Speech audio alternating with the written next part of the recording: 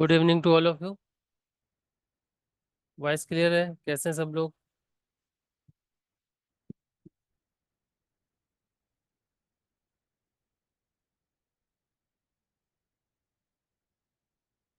Okay, ठीक। तो आइए आज स्टार्ट करते हैं कल जहाँ से छोड़ा था। सितंबर 2022 के क्वेश्चन पेपर सॉल्व कर रहे थे हम। तो आज का ये पहला क्वेश्चन है। Let Y T is the stationary function of J Y equals to integration -1 to 1 1 - x² Y dash का होल स्क्वायर डी एक्स। ये कंडीशन दे रखी, y - 1 = 1 y 1 = 1 subjected to this. ठीक है।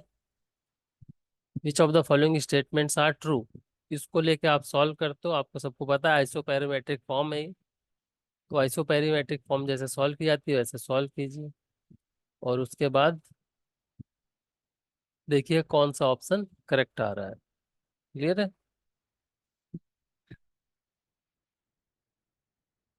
तो ऐसे क्वेश्चन अगर आ जाते हैं तो पूरे नंबर दे के जाते हैं। बस कैलकुलेशन होती है, वो आपको इत्मीनान से करनी पड़ेगी।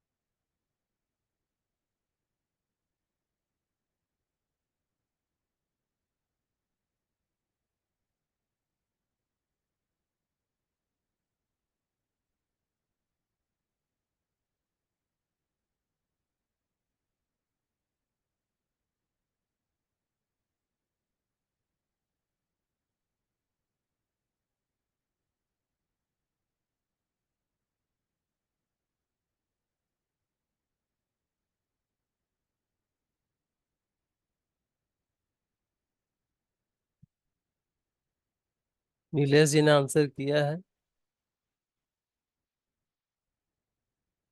बाकी लोग भी आंसर करिए जल्दी से।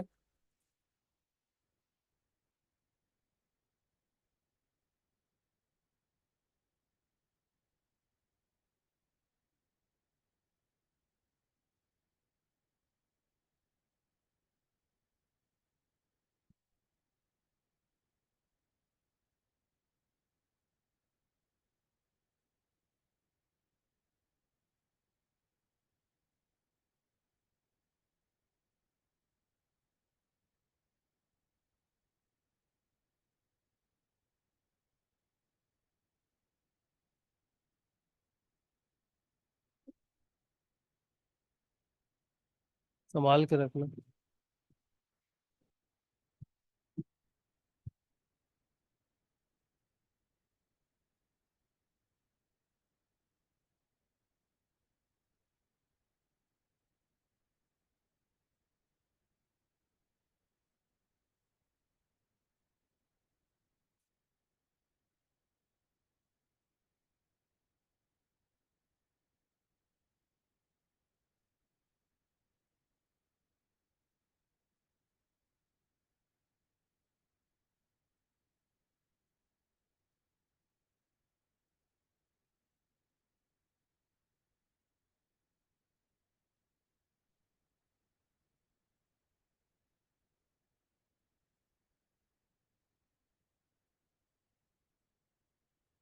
अंशु जी का आंसर भी आया है।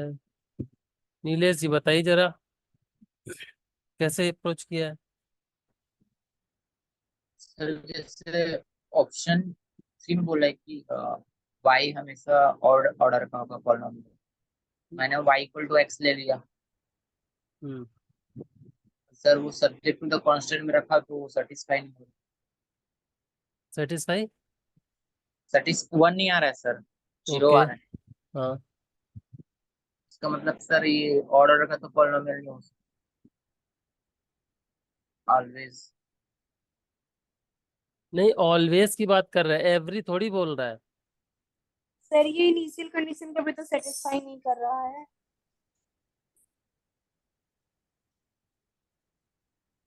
ये थोड़ी लिखा है यहाँ पर कि एवरी, मतलब ये कह रहा है कि ऐसे ऐसे जब इसको सॉल्व करके निकालोगे तो वो हमेशा जो आंसर आएगा वो आपका एक ऑड ऑर्डर का पॉलिनोमियल होगा हमेशा। एवरी की बात तो नहीं कर रहा। सर हमेशा पॉलिनोमियल होगा और ऑर्डर का तो उस ऑप्शन को तो डिस्कार्ड कर सकते हैं।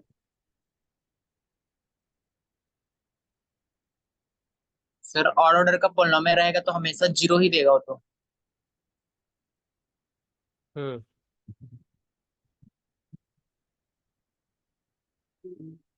-1 to 1 में सर। इसमें नहीं सर ये। सब्जेक्ट टू कंडीशन में। हाँ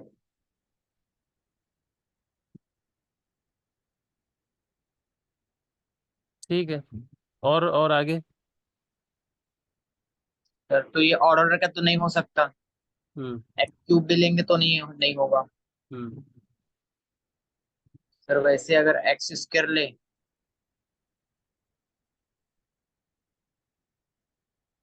तो इसमें भी तो 2/5 आ रहा है सर, 1 नहीं आ रहा है। हम्म।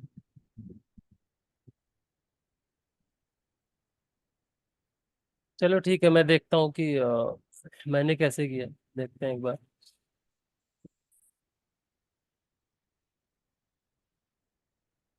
y is equal to X square even order polynomial subject to constant not satisfy.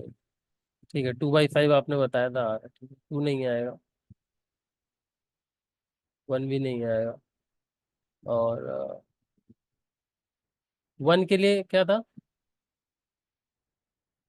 Unique.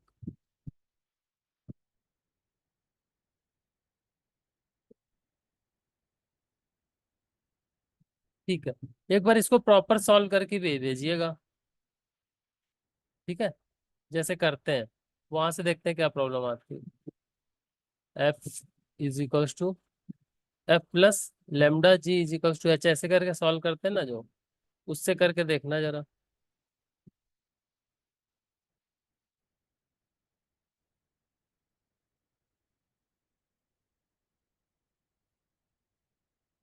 चलिए दूसरा क्वेश्चन है, और इस तरह का क्वेश्चन अभी पूछने लगे हैं। ये RXY में, अभी तक RX में पूछा जाता था, ये RXY में पिछले 1-2 पेपर से पूछने लगे हैं। तो मुझे लगता नहीं 3 मिनट का क्वेश्चन है। ये देखिए।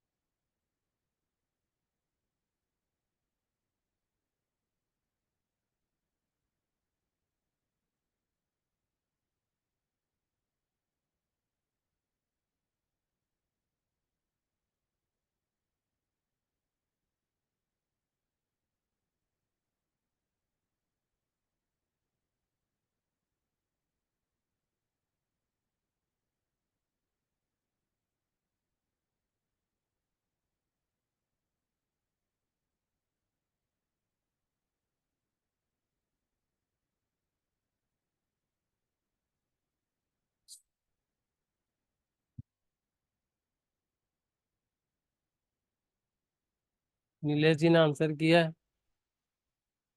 बाकी लोग।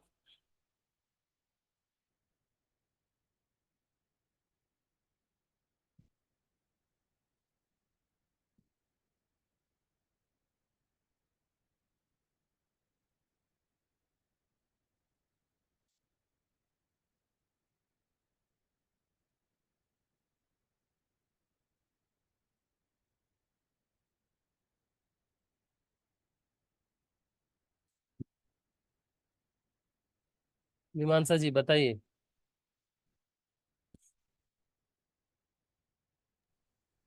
सर भी मेरा वेक्टर स्पेस है पॉलिनोमियल का, दो वेरिएबल्स में एक्स और Y with total degree less than 3।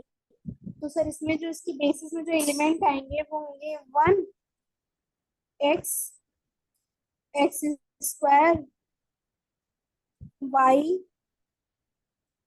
Y square और सर एक्स वाई। अब सर जो हमें दिया है कि ऑपरेटर उसको लगा देंगे डेल बाई डेल एक्स सब पे, तो सर 0 1 2 x 1 और 0। सर इस वाले कॉलम में पूरा 0।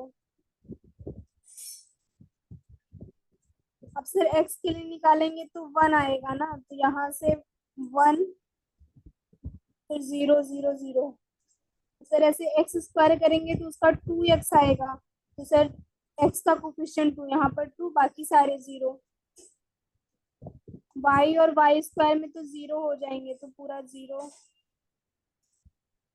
0 रहेगा सर ये कॉलम।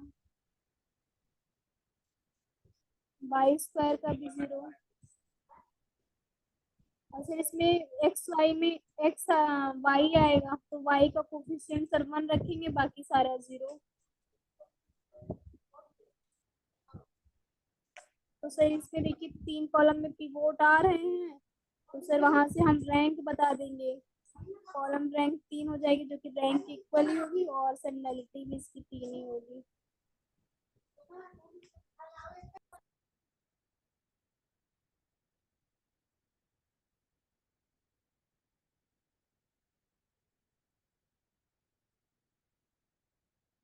ठीक है, क्लियर है सभी को। इनवर्टिबल तो नहीं होगी नल्टी, क्योंकि नॉन जीरो आ रही। 1 and 3 आर करेक्ट। क्लियर है सभी को। गीता जी, अंशु जी।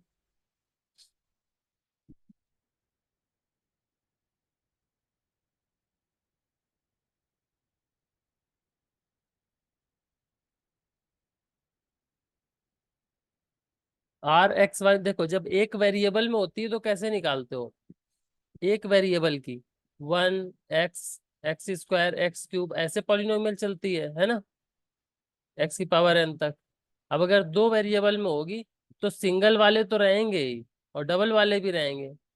ठीक है। अब यहाँ 2 डिग्री तक ही बोल, लेस देन 3 मतलब 2 डिग्री तक बोला था। तो 1 एक्स और एक्स स्क्वायर जाएगी। वाई का देखो, वन कांस्टेंट वाला तो चाहे वाई में ले लो चाहे एक्स में कहीं भी ले सकते हो, तो वाई हो जाएगा, एक्स हो जाएगा, सॉरी वाई और वाई स्क्वायर हो जाएगा। अब इन दोनों का प्रोडक्ट भी पॉसिबल है। 1 डिग्री इसकी, 1 डिग्री इसकी, 2 डिग्री होगी तो एक्स वाई हो गया।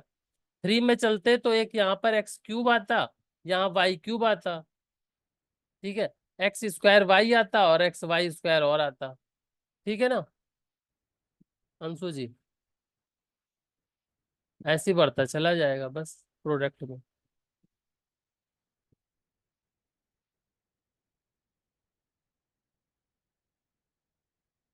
ठीक है, ओके। ये फॉर्मूले लिखे हैं कुछ कि एन में कितने डायमेंशन की होती है, 2 वेरिएबल में कितने डायमेंशन की होगी, एनथ वेरिएबल में कितने डायमेंशन की होगी। अभी पहले तो ये इसी वाला पूछते थे, जब सबको पता रहता था कि वेक्टर स्पेस अगर पॉलिनोमियल्स एन डिग्री का है, एटमोस्ट एन डिग्री का है, तो उसकी डायमेंशन n+1 होती थी। अभी 2 वेरिएबल में पूछने लगे हैं जिसकी डायमेंशन क्या होती है, n+1 into n+2 upon factorial 2। अगर 3 वेरिएबल में होगा तो ये आगे हो जाएगी n+1 n+2 n+3 upon factorial 3, और ऐसे ही बढ़ता जाएगा। n डिग्री में होगा तो n डिग्री के लिए भी आप निकाल सकते। तो यहाँ से हमें ये भी पता चल रहा है कि इसकी ये बेसिस हो जाएंगे जो अभी बताया है। ठीक है, पूरा प्रॉपरली मैंने लिख रखा है, आप एक बार देख के जरूर जाएं, इससे क्वेश्चन अभी पूछे जाने लगे हैं। ठीक है, ये बिल्कुल ऐसे ही समझाया था। बाकी रैंक नल्टी वाले जो भी कॉन्सेप्ट है वो यूज कर सकते। चलो इसको देखो जरा एक बार।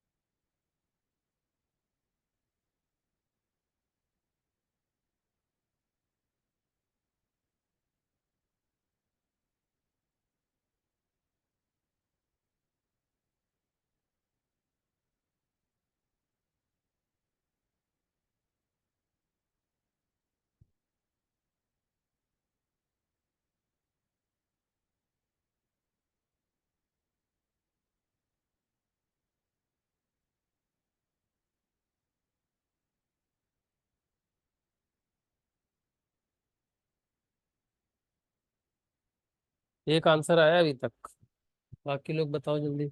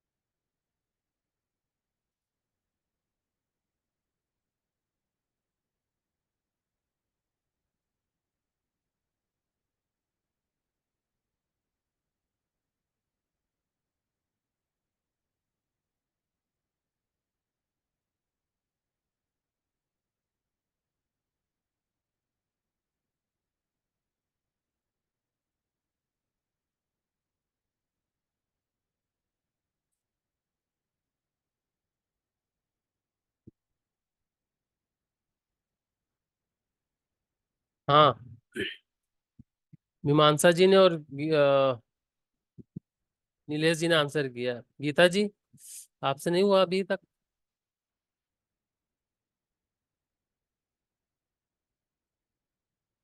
ये देखते हैं।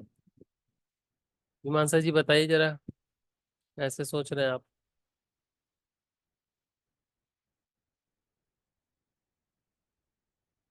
मीमांसा जी वॉइस आ रही? सर आ रही है। हम्म। सर जैसे गिवन है ए मेरी n क्रॉस n की मैट्रिक्स है विथ रियल एंट्रीज, मेरा वॉइस क्लियर रैंक। नहीं है, ब्रेक हो रही। Hello sir. हम्म। हेलो हाँ हाँ, बोलिए। सर, मैट्रिक्स जो है वो n क्रॉस n की है और गिवन है कि रैंक जो है a और a स्क्वायर की सेम रैंक है। तो सर ऐसी पॉसिबिलिटी कब होती है कि मेरा रैंक a और a स्क्वायर की सेम हो? पहला केस तो अगर मान लीजिए मेरे मैट्रिक्स के पास कोई भी आइगन वैल्यू जीरो नहीं है ना, हम्म। मैट्रिक्स फुल रैंक की हो गई, तो वो अगर कोई भी आइगन वैल्यू जीरो नहीं है तो a और a स्क्वायर दोनों की रैंक सेम ही जाएगी।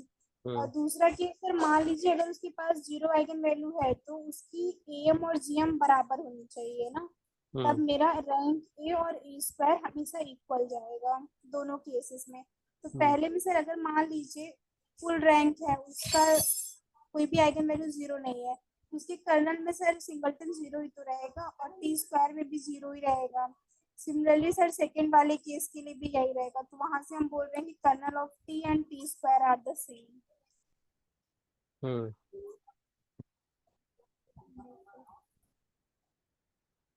नीलेश जी यही बोलना चाह रहे हैं, कुछ और ऐड करेंगे?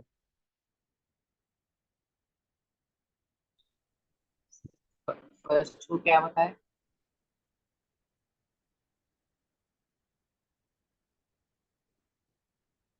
हेलो। सर ऑप्शन फर्स्ट को क्या कैसे बताए? उन्होंने बताया कि दो पॉसिबिलिटी हैं। रैंक रैंक क्या होगी, मतलब इन्वर्टिबल हो सकती है और इन्वर्टिबल नहीं भी हो सकती। इन्वर्टिबल हो जाएगी तो दोनों के नल स्पेस, वो क्या बोला था? और मैं ये बोल रही थी अगर मैट्रिक्स मेरी फुल रैंक की हो गई एन क्रॉस एन की ना, उसके पास कोई भी आइगन वैल्यू जीरो नहीं है, तो उसके कर्नल टी में क्या आएगा, सिंगलटन जीरो आएगा ना। और हम्म। टी स्क्वायर करेंगे तो भी रैंक में कोई चेंज नहीं आएगा, वहां से भी उसके कर्नल में सिंगलटन जीरो आएगा। तो वहां से बोल रहे हैं कि kernel of T and T square are the same. और दूसरा केस नहीं डिस्कस करेंगे? करेंगे सर उसको भी। मान लीजिए सर अगर मेरी आइगन वैल्यू जीरो आ रही है ना, हाँ। एम और जीएम के करस्पॉन्डिंग इक्वल रहेंगे तो भी रैंक में कोई चेंजिंग नहीं होगी ना। इतना नीलेश ठीक जी, है सर। सर नीलेश जी जैसे क्लियर? रैंक हाँ। दोनों का सेम है तो रेंज स्पेस भी सेम होगा। नहीं, रेंज स्पेस सेम नहीं भी हो सकता है। नहीं सर, ऐसा नहीं बोल सकते। जैसे मैट्रिक्स 1001 है और 0001 है, वहां तो 10 आ रहा है, इसमें 01 आ रहा है, रैंक तो सेम ही है, 1 1, बट इक्वल नहीं है ना। सर वो n माइनस करके नहीं लिखेंगे, n minus rank of A equal to n minus rank of A square. वो भी कर सकते हो, वो भी कर लेना, कोई दिक्कत नहीं उससे। सर वहां से तो डायमेंशन बताएंगे ना। हाँ, डायमेंशन से भी आप कंक्लूड कर सकते हो। सर आप दिखाइए कैसे किया है। Range of A square is the subset of range of A. मतलब या तो इसकी रैंक कम भी हो सकती है ना। Kernel is kernel of A square is greater than subset of kernel of A, ये होता है। लेकिन इक्वालिटी के केस में क्या हो जाएगा? इक्वालिटी केस में रेंज ऑफ ए और रेंज ऑफ ए स्क्वायर बराबर हो जाएगा, मीन्स कर्नेल भी बराबर हो जाएगा। तो T of V is equal to T of A V. तो कर्नेल दोनों के बराबर हो जाएंगे और एक और दो करेक्ट हो जाएगा। ठीक है? वही सेम चीज है, थ्योरेटिकली लिखा हुआ। अब देखो, जैसे ये है, मैट्रिक्स ले ली दोनों केस में, है ना। एक ए इसका ले लिया तो ए स्क्वायर ये हो गया। तो दोनों की रैंक क्या है? सेम है। बट ए क्या है? Not invertible. तो ऑप्शन 3 हमारा इनकरेक्ट हो जाएगा, है ना। और इस तरह से देखो हम ले सकते हैं। ए ले लिया। नीलेश जी, ये आपके एग्जाम, आपके सवाल का काउंटर है ना। ए ले लिया, ए स्क्वायर ले लिया। ये माइनस आइडेंटिटी ही है। ये दोनों की रैंक क्या अलग अलग है। आई प्लस से क्या है? नॉट इनवर्टिबल है, तो दोनों चीजें पास। फोर्थ भी इनकरेक्ट हो गया। तो दोनों का रेंज स्पेस सेम आए ऐसा कोई जरूरी नहीं। सर तो आपने range A equal to range A square कैसे लिखा ऊपर? कहाँ पर? ये sir range A equal to range A.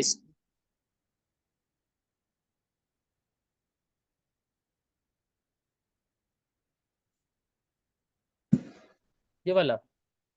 Yes sir. ठीक है, ठीक है, मैं समझ गया आपकी बात। रेंज रेंज को बराबर बोल रहे हैं, बेसिस जैसे मैट्रिक्स अलग अलग हो सकती हैं।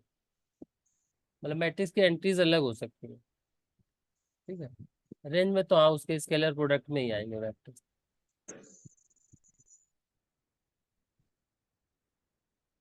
ये कैसे लिखा है ये जानना है हिमांशा जी?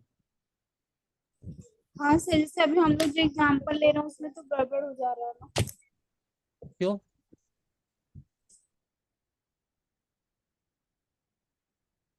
वो स्केलर प्रोडक्ट ही तो लिखा है।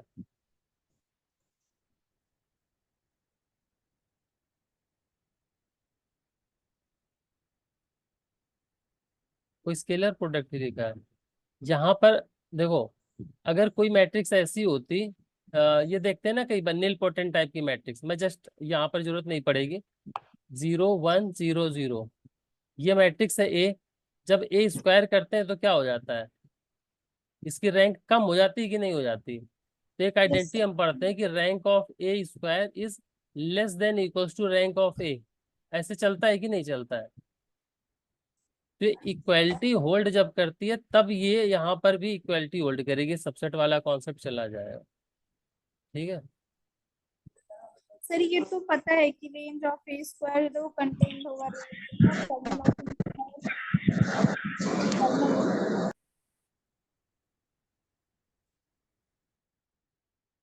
फिर डाउट क्या है?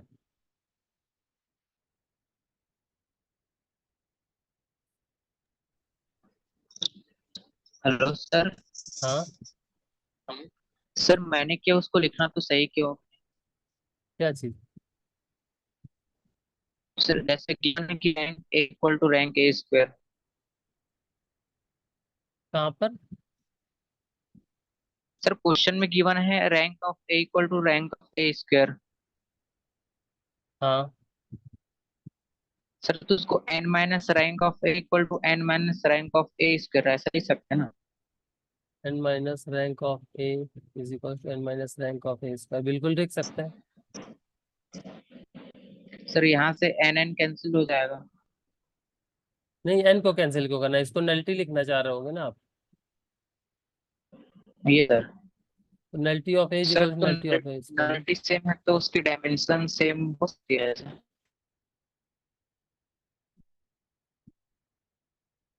एक्चुअल में सर नलिटी, ये डायमेंशन बता रहे सर, ना कि ऊपर वाला ऑप्शन है, ये सेकेंड वाले ऑप्शन को बता रहे, द कर्नल ऑफ टी मतलब नलिटी ऑफ ए या टी बोलो, सर ये यहाँ है से ये। इम्प्लाई करके लिख सकते हैं दोनों का डायमेंशन सेम होगा कर।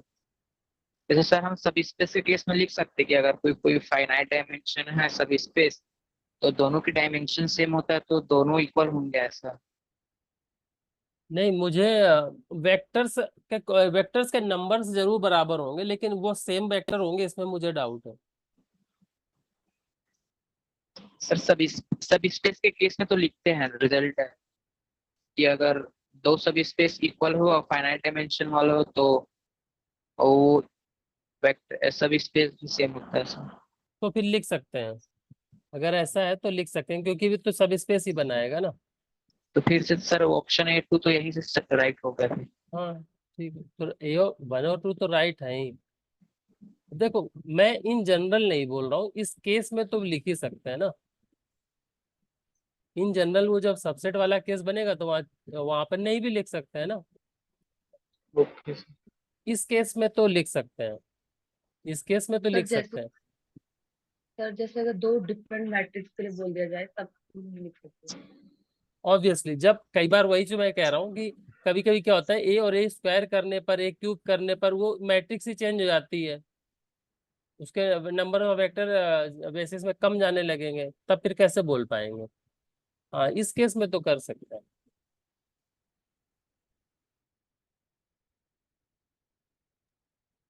Hello sir. चलिए। इसके ऊपर एक क्वेश्चन है सर, जरा दिखाइए तो उसको। कौन सा, इससे पहले वाला? हाँ हाँ।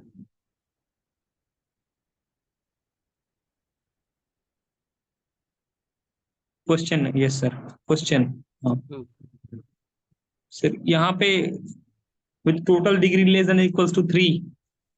हाँ, लेस देन 3 लिखा है, इक्वल नहीं लिखा। यस सर, यस, ठीक है वही। हाँ लेस देन ठीक है इक्वल होता सर। तो इसकी बढ़ वहाँ जाती। पे फिर मैं सोच रहा था 3। हाँ यस सर, अगर लेस देन इक्वल था फिर हाँ, दिक्कत होती है। तो ये वैल्यूज देखो, ध्यान से पढ़ना है फिर, है ना। बाकी सब लोग भी ध्यान रखना। लेस देन 3 लिखा है, लेस देन इक्वल टू 3 लिखा है, इस पे गलत मत करो। चलो, ये इजी सा क्वेश्चन है, और आई थिंक सब लोग बता लोगे। क्लास इक्वेशन पर क्वेश्चन ऐसे नहीं आते कि हर बार आए, कभी कभी आ जाते हैं,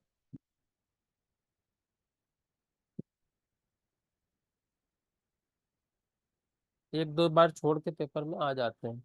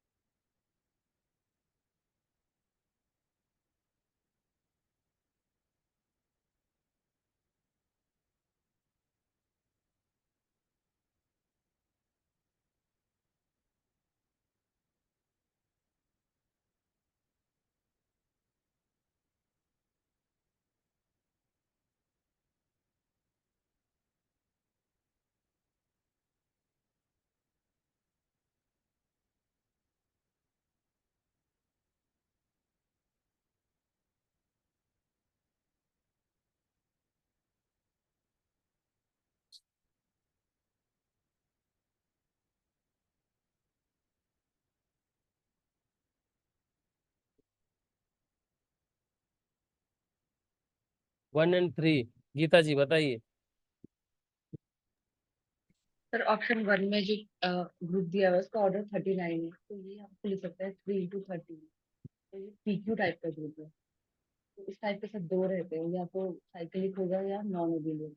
हम्म, साइक्लिक के लिए तो सारे 1 1 1 एंट्रीज आते हैं, और नॉन अबेलियन के लिए जो हमारे पी और क्यू किस तरह से रहता है कि जो पी है वो आएगा Q-1/P टाइम्स, यानी कि इस क्यू तरह से माइनस 3 वन हमारा upon P time. P times. Yes, तो यहाँ से हमारा 3 आना चाहिए, 13 - 1/P यानी कि 4 टाइम्स, और Q आता है P-1 टाइम। ठीक है, तो ये तो मतलब एक ये अगर सही है। फॉलो कर गया दूसरा तो सही हो जाएगा, उसी हिसाब से बना होता है। ठीक है, तो तो ये भी सेकंड सही है। वाला इस रूल को फॉलो नहीं कर रहा है, हम्म। और फोर्थ वाले में तो ये हमारा साइक्लिक ग्रुप ही बनेगा। 1 और 3 करेक्ट होंगे, बिल्कुल सही एक्सप्लेनेशन दिया गीता जी ने, वेरी गुड। चलिए,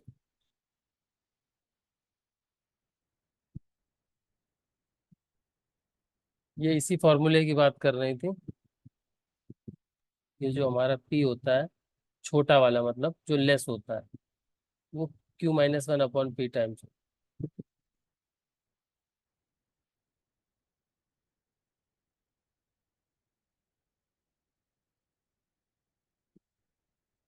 नेक्स्ट क्वेश्चन है ये, consider the function f R to R defined by this, plus two X की पावर 1/3 y की power 1/3 X Y belongs to R, which of the following statements are true. Function लिख लो, उसके बाद option दिखाता हूँ।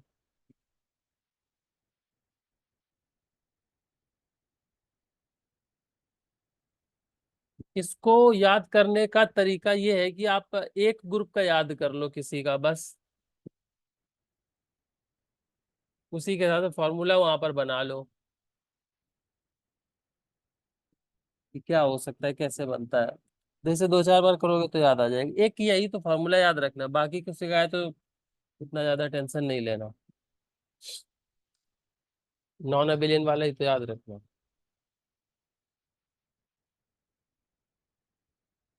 ये फंक्शन लिख लिया सभी ने।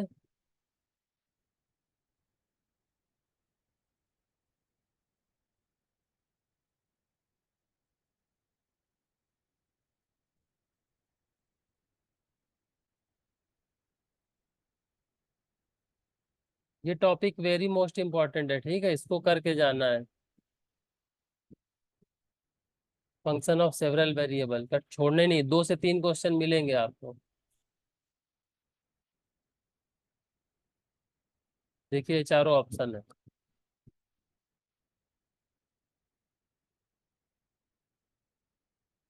और बहुत ज्यादा कुछ कॉन्सेप्ट नहीं इसमें। एक डायरेक्शनल डेरिवेटिव पढ़ना है, पार्शियल डेरिवेटिव पढ़ना है, कॉन्टिन्यूटी और डिफरेंशिबिलिटी एक दूसरे से मिलती जुलती हैं। फंक्शन कोई भी पूछे तरीका वही फॉलो करना है। तो आप 8 10 क्वेश्चन की प्रैक्टिस करोगे तो फॉर्मूले याद हो जाएंगे। बिल्कुल 1 3 एंड 5 4 आया आंसर। हाँ, तो ये क्वेश्चन हमने पहले डिस्कस किए हुए हैं। 1 2 एंड 3, अंशु जी चेक कीजिएगा, 1 3 4 बता रहे हैं लोग बाकी।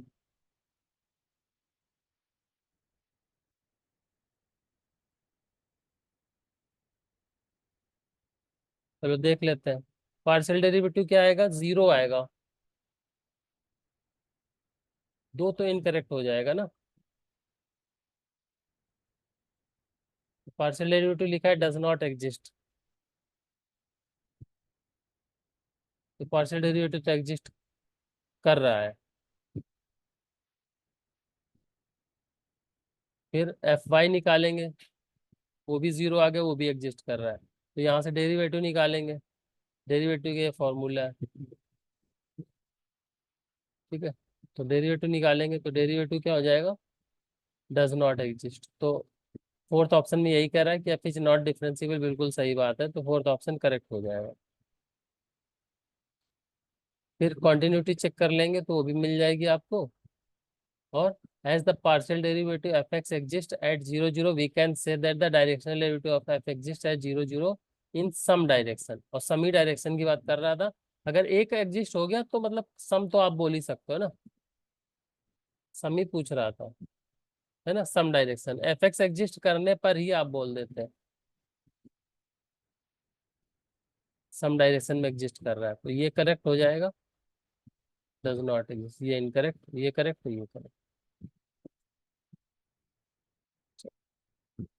नेक्स्ट क्वेश्चन पर आते हैं। ये भी उसी से रिलेटेड है कॉन्सेप्ट पर। इसका फंक्शन देख लीजिए।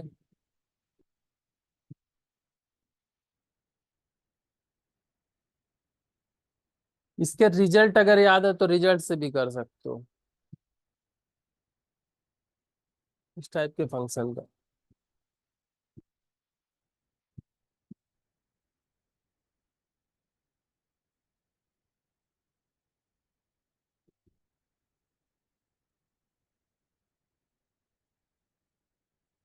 लास्ट ऑप्शन है एफ इज डिफरेंशिएबल एट 0, 0।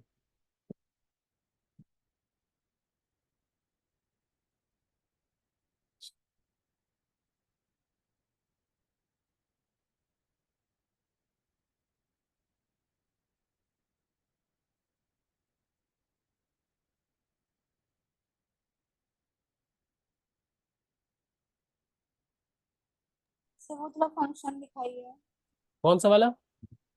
ऊपर थोड़ा सा क्वेश्चन।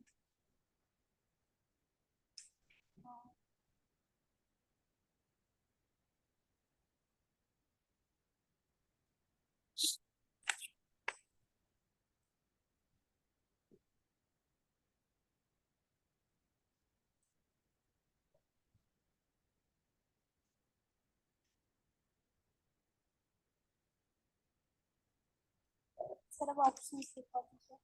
हम्म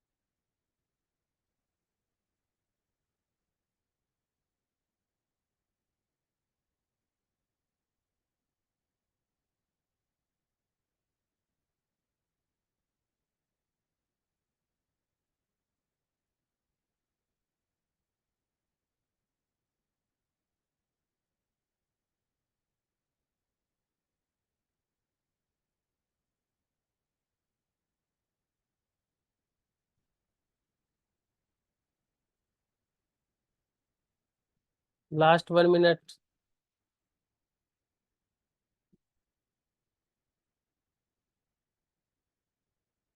मीमांसा जी फिर से चेक कीजिए। दो लोगों ने आंसर 1 4 दिया है।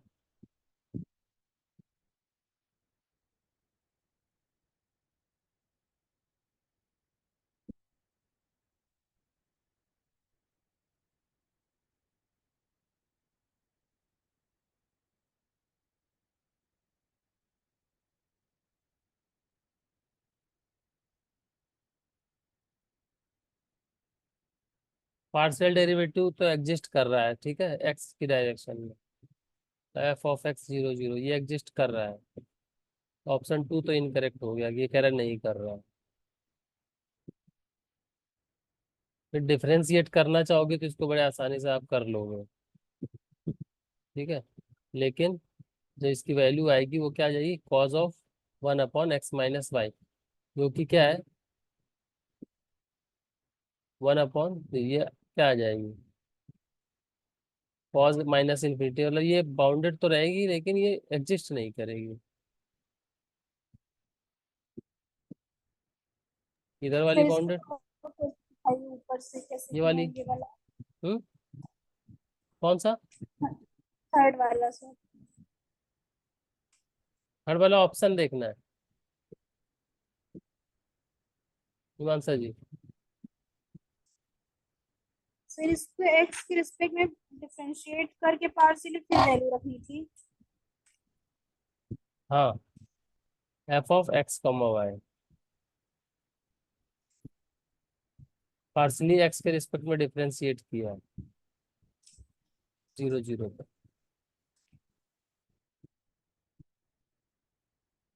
तो ये देखो, ये वाला तो ठीक है, 0 × बाउंडेड, ये हमें पता है, लेकिन ये वाली इन्फिनिटी की तरफ चली जाएगी ना इसके कॉजन, तो ये नॉट डज नॉट एग्जिस्ट हो जाएगा। Means partial derivative of F x is not continuous, ये कॉन्टिन्यूअस नहीं है 0 0 पर, तो ऑप्शन 3 भी इनकरेक्ट हो जाएगा।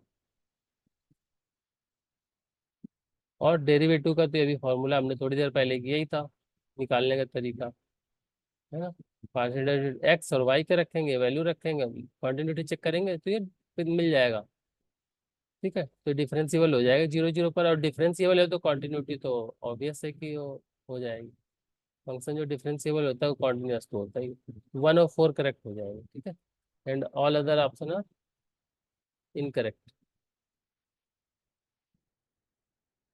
चलिए नेक्स्ट, ये क्वेश्चन देखिए, consider the two following initial value problem. ये क्वेश्चन सेम 2 बार पूछा गया था, एक बार शायद फरवरी में, इसके बाद इसमें। तो एक बार गलत किया था बच्चों ने, दोबारा पूछा गया, दोबारा भी गलत करके आए। तो ये मुझे उम्मीद है कि आप सब लोग देखते ही टिक मार दोगे, अगर कम से कम एग्जाम से आने के बाद पेपर सॉल्व करते हो। 2 ही मिनट दे रहा हूँ मैं।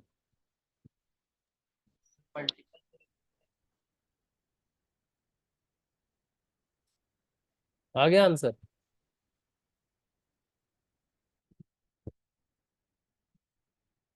सर मल्टीपल सोल्यूशन मतलब इनफाइनाइट सोल्यूशन की बात कर रहे हाँ हाँ बिल्कुल, हैं?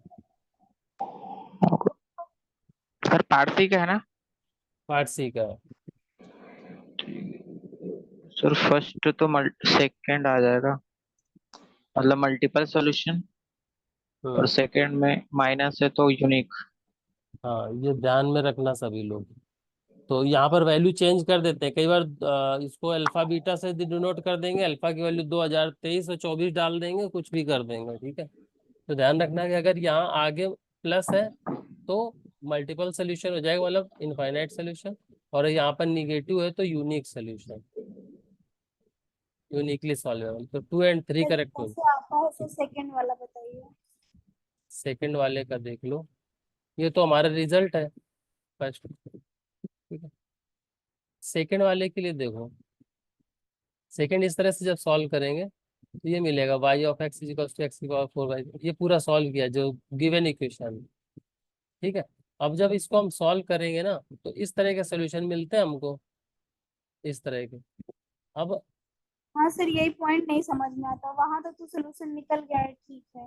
हम्म, उसके बाद सर ये बताइए कैसे है।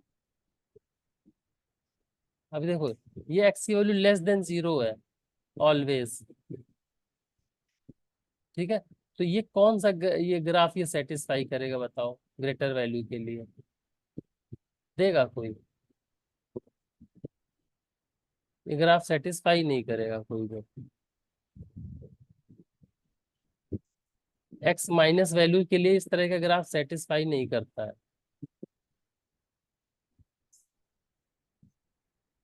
ये वैल्यूज।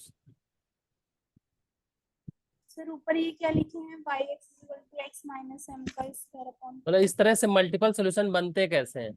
आप इस m की वैल्यू को चेंज करते जाओगे, जैसे यहाँ पर क्या क्या है, x² 2 x² -1 लिख दो, -2 लिख दो, -3 लिख दो, -4 लिख दो, -5 लिख दो, तो ये ग्राफ यहीं से ऐसे उठने लगेगा।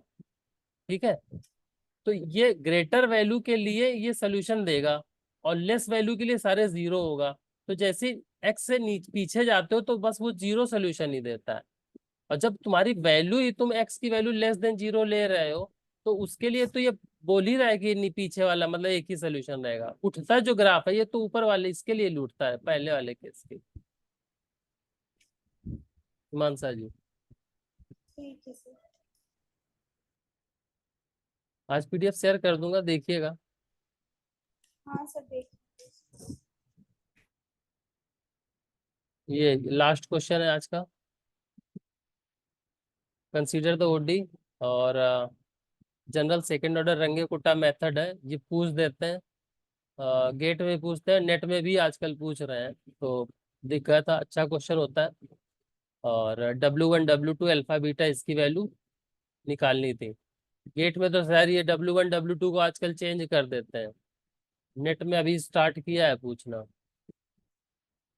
तो ये क्वेश्चन करके जाइएगा आप लोग, यहाँ से कंपेयर कीजिए, देखिए क्या वैल्यू आती है। गेट के एग्जाम दिए थे समय पढ़े होंगे ना आप लोग।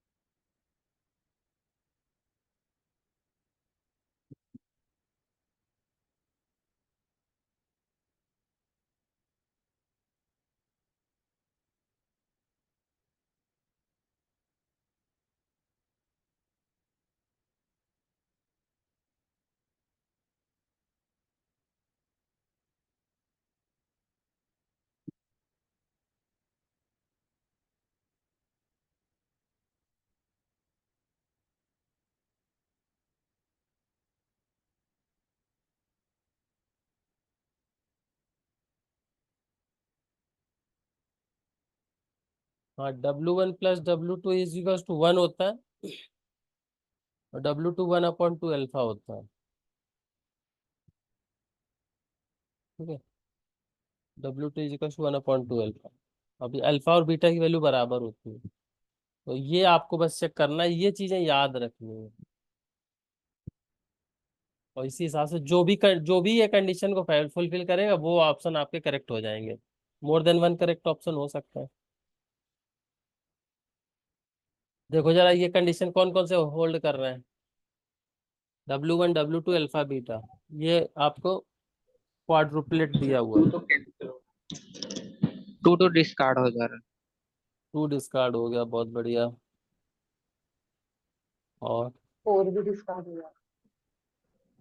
4 भी डिस्कार्ड हो जाएगा। फिर 1 यस होता है। ये अल्फा। दो, बाकी दोनों में अल्फा बीटा तो फॉलो हो रहा है। सर दोनों तो भी हो सकता है ऐसा कुछ। दोनों हो सकता है, दोनों होगा। आपको चॉइसेस ही तो अच्छा, पूछा है, 3 भी करेक्ट कोई है। ऐसा थोड़ी कि एक ही करेक्ट है। पार्ट सी का क्वेश्चन है, दोनों फॉलो कर रहा है तो दोनों हो जाएगा। ठीक। 1 और 3 आर करेक्ट, ठीक है। सर इसका स्टैंडर्ड फॉर्म एक्सप्रेशन। इसमें देखो स्टैंडर्ड फॉर्म अगर आपको देखनी है तो देख लेना कोई बुक से, लेकिन एग्जाम में जो भी सिंबल्स पूछे जाएंगे उसी हिसाब से आपको देना पड़ेगा आंसर। ठीक है। ठीक है सर। ठीक है, तो आज के लिए बस इतना ही। और अभी तक हम लोग 180 क्वेश्चन सॉल्व कर चुके हैं, 180। और लगातार बिना ब्रेक के क्लासेस चल रही हैं, तो उम्मीद करते हैं एग्जाम तक और 100 क्वेश्चन के आसपास तो कर ही लेंगे, कम से कम 10 दिन तो कर लें ना अभी। तो उसके बाद आप लोग रिवीजन रिवीजन भी करोगे, वैसे रिवीजन यहाँ भी हो जाता होगा काफ़ी हद तक। तो बस आप लोग पढ़ते रहिए और अपना मेहनत जारी रखिए। जो क्वेश्चंस जो कॉन्सेप्ट पूछे जा चुके हैं ऑलरेडी, वो क्वेश्चन ही एग्जाम में हो पाते हैं, ये मन में ध्यान रखना। वो गलत नहीं करने, क्योंकि जो नए पूछे जाएंगे वो सबके लिए नए होंगे, वो टाइम कंज्यूम करेंगे और वो सबका टाइम खाएंगे। उन क्वेश्चन में फंस जाओगे तो फंसोगे, और फिर लास्ट के 15 मिनट और 20 मिनट भी बहुत भारी पड़ जाते हैं। तो जो पीछे के कॉन्सेप्ट पूछे जा चुके क्वेश्चन तो नहीं मिलने वाले हैं, जो कॉन्सेप्ट रिपीट आ रहे हैं उन कॉन्सेप्ट के क्वेश्चंस आपको सही करके आने। कुछ नया कुछ ज्यादा ओवर ट्विस्टेड है तो बात अलग है, उसको उसको लोड नहीं लेना माइंड में, वो सबके लिए नया है और किसी से हिलने वाला नहीं। इसीलिए तो 120 क्वेश्चन पूछे जाते हैं और 60 करने होते हैं, और 60 में भी 30-35 कर दोगे तो बहुत बढ़िया रैंक आ जाए। ठीक है, चलो कल मिलते हैं नए कुछ क्वेश्चंस के साथ, तब तक पढ़ते रहिए, सीखते रहिए। आज मैं PDF शेयर कर दूंगा, कुछ डाउट हो डिस्कस करो। Take care, bye bye.